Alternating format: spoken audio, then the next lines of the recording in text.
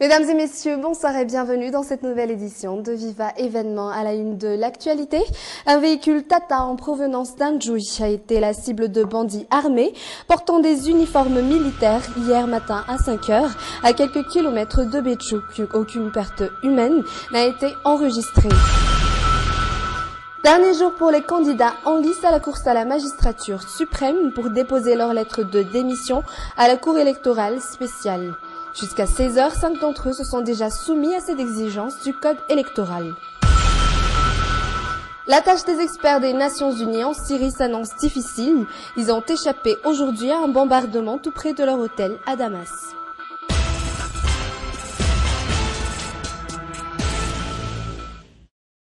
Comme il a été annoncé dans le sommaire, aucune perte humaine n'est enregistrée. Cette famille fait partie des passagers du véhicule en provenance d'Anjouy, victime d'une attaque à main armée dimanche vers 5 h du matin à Bétchouk. Ils font une escale forcée dans cette gare routière en attendant que leur voiture soit réparée. On nous a tiré dessus. C'était les pneus qui ont été touchés. Après les coups de feu, ces bandits nous ont jeté des pierres. Le pare-brise a été touché. Personne n'a été blessé. Le véhicule a été endommagé. Heureusement que le conducteur ne s'était pas arrêté, sinon il nous aurait eu. Ce jour-là, il devait aller à Mahajanga. Nous allions traverser un pont, la route était dans de piteux états, on était obligé de rouler moins vite. Une partie des bandits était sur le côté en train de nous rafaler, les autres étaient de l'autre côté en train de nous jeter des pierres. On est sains et saufs grâce au conducteur parce qu'une fois que les pneus ont été touchés, on roulait difficilement avec les jantes comme pneus.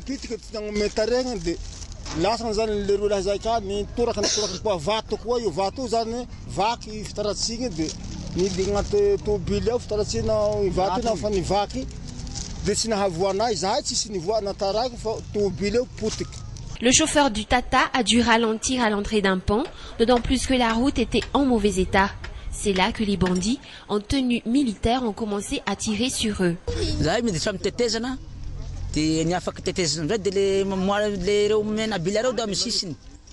On s'était arrêté à quelques kilomètres du drame qu'on a évité de justesse. On a repris notre souffle une fois arrivé dans un petit village.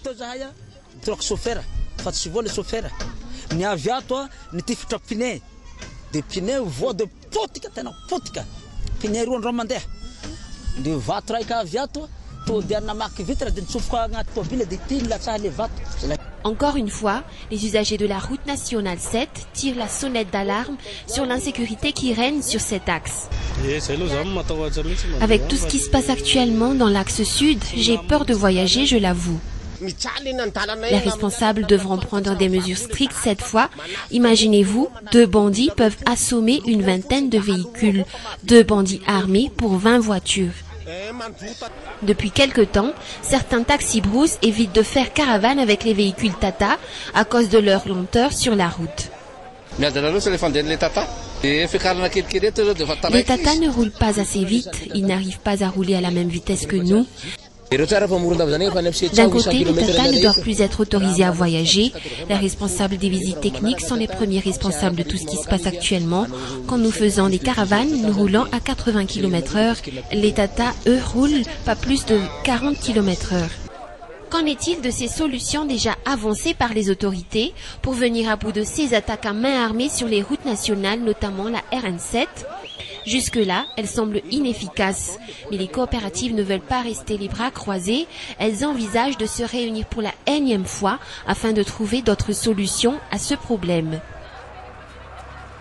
Jusqu'à 16h cet après-midi, 5 autorités politiques candidats en lice à l'élection présidentielle ont déposé leur lettre de démission auprès de la Cour électorale spéciale. Ces candidats détenant un poste gouvernemental ou institutionnel doivent en effet quitter leur poste 60 jours avant la date des élections présidentielles, selon ce qui est prévu par le code électoral. Fechaniana Mambao Kaye Janel.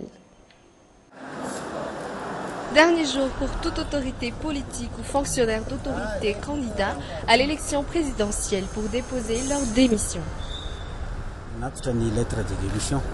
Je suis venu pour déposer sa lettre de démission du Congrès de la Transition. J'ai déposé auprès du greffier de la CES la démission du candidat Adj Anjelenarville. La Cour électorale spéciale a justement statué ce jour sur cette exigence du code électoral. Article 1er.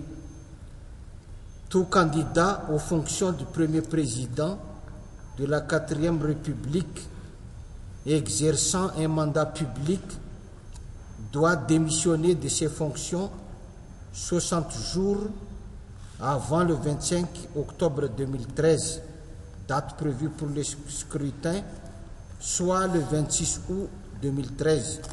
Article 2. Le candidat de remplacement est appelé à démissionner de ses fonctions au lendemain de la date de la décision numéro 11 CES/D du 21 août 2013, soit le 22 août 2013. Ainsi, à partir de demain, 4 ministres ne feront plus partie du gouvernement d'union nationale, entre autres ceux du vice-premier ministre chargé du développement et de l'aménagement du territoire, du ministre des Affaires étrangères, du ministre des lois sociales et de la fonction publique et du ministre du budget et des finances. Reste à savoir qui vont prendre leur place au sein du gouvernement.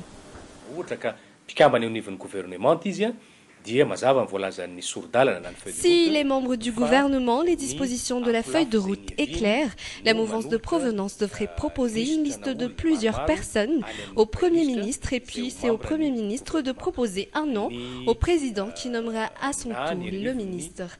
En ce qui concerne les autres fonctionnaires, ils sont de suite remplacés par un décret.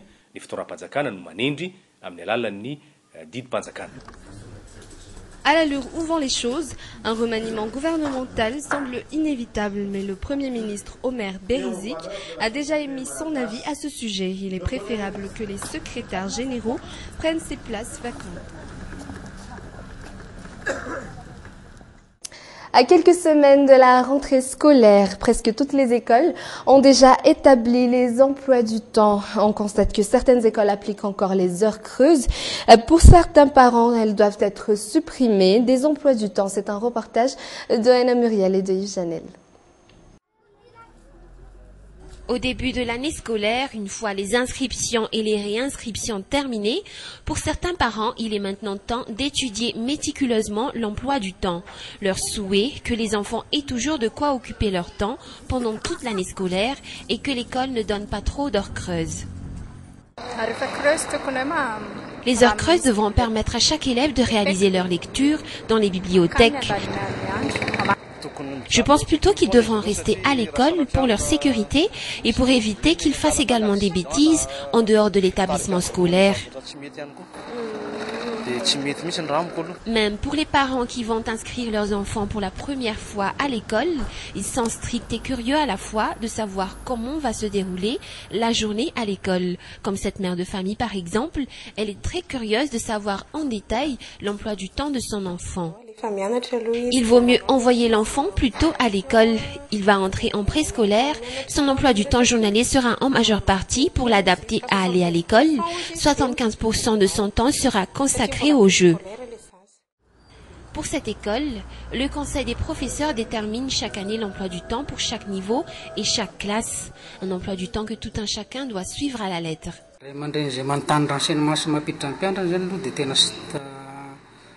Les parents se renseignent au tout début de l'inscription quant à l'emploi du temps des élèves. Ils sont stricts par rapport à cela. D'habitude, on détermine l'emploi du temps à venir pendant l'année scolaire en cours. L'essentiel, c'est de l'établir soigneusement.